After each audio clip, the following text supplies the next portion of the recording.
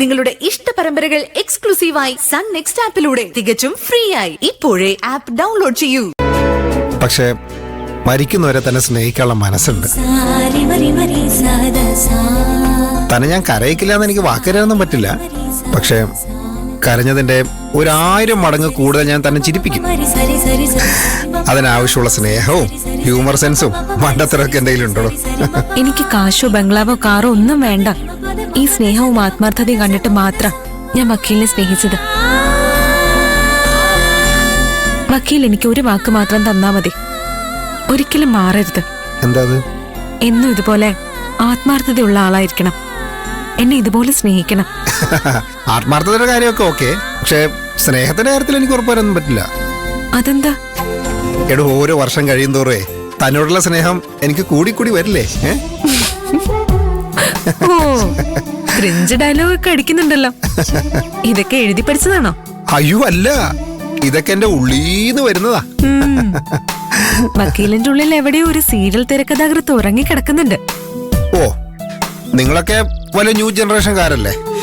ഞങ്ങൾ ഈ 90s കിഡ്സിനോടൊക്കെ പുച്ഛമായിരിക്കും.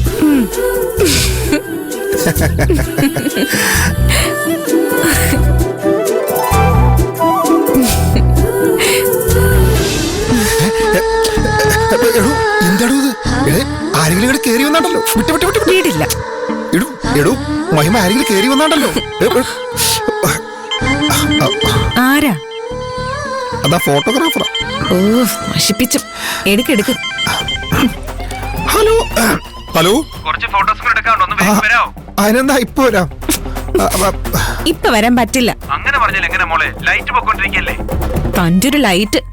ഞാൻ എന്റെ ഭർത്താവിന് ഇവിടെ കെട്ടിപ്പിടിച്ച് ഉമ്മ കൊടുത്തോണ്ടിരിക്കുക. അതിന്റെ ഇടയ്ക്കാണോ പരിസരബോധം ഇല്ലാതെ ഫോട്ടോ എടുക്കുന്ന കാര്യം പറയുന്നത്?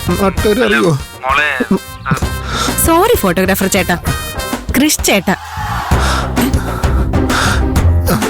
കട്ടാക്കി.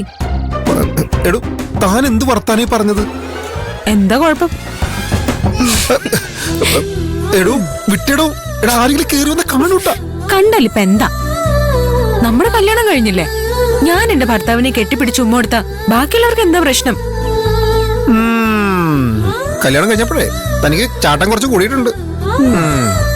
അതെ, വേമ്പോ റെഡിയാ. ചെല്ല്.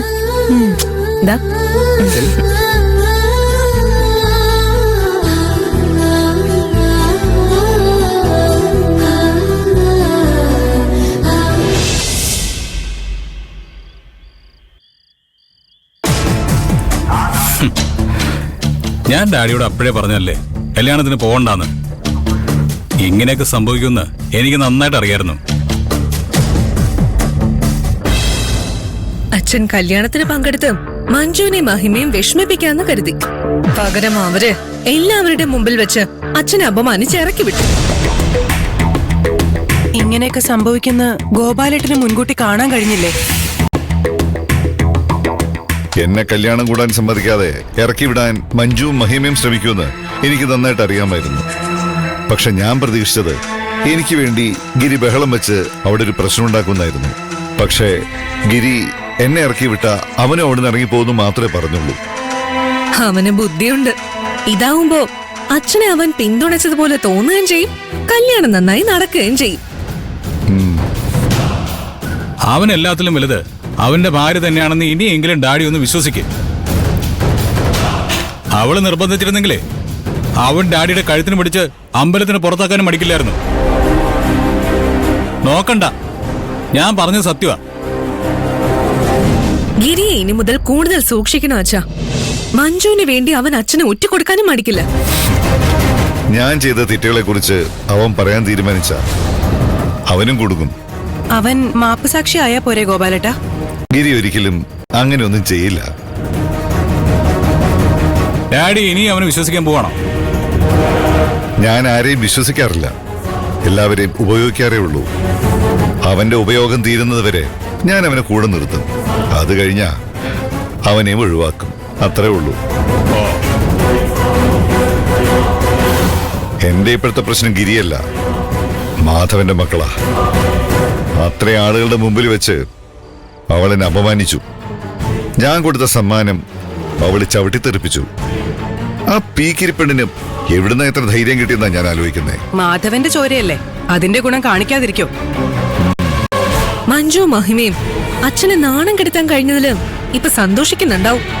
അവരുടെ സന്തോഷത്തിന് അധികം ആയുസുണ്ടാവില്ല. ഈ കല്യാണ ദിവസം അവരുടെ ജീവിതത്തിലെ ഏറ്റവും ദുഃഖിക്കുന്ന ദിവസമായിരിക്കും.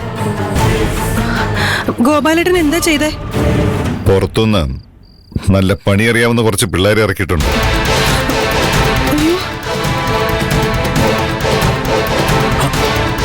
കല്യാണത്തിന്റെ റിസപ്ഷന്റെ തിരക്കിനിടയില് മഹിമ അങ്ങ് തീർത്ത് കളയാൻ ഞാൻ അവന്മാരോട് പറഞ്ഞിട്ടുണ്ട്.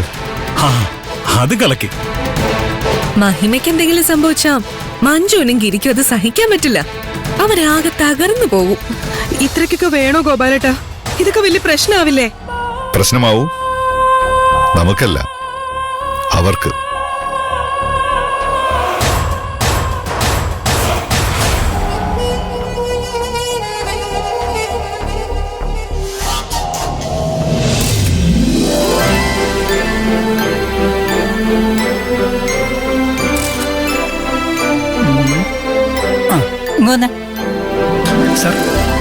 Super photo.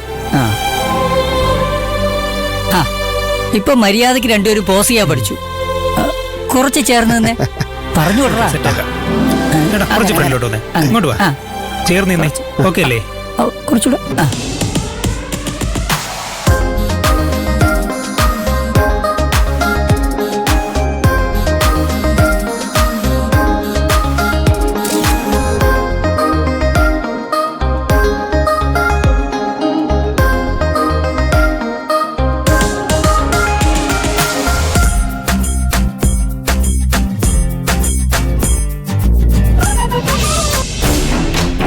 ഗോപാൽജിയുടെ വരവോടെ അങ്ങനൊരു ഉപകാരം ഉണ്ടായി.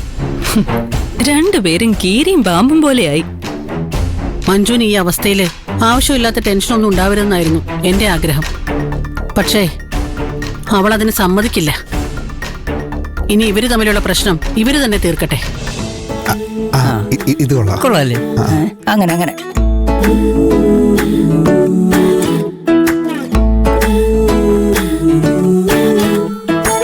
വക്കീലെ, ഗിരിയേട്ടനും ചേച്ചി തമ്മിൽ ഇപ്പോഴും ദേഷ്യത്തിലാണല്ലോ.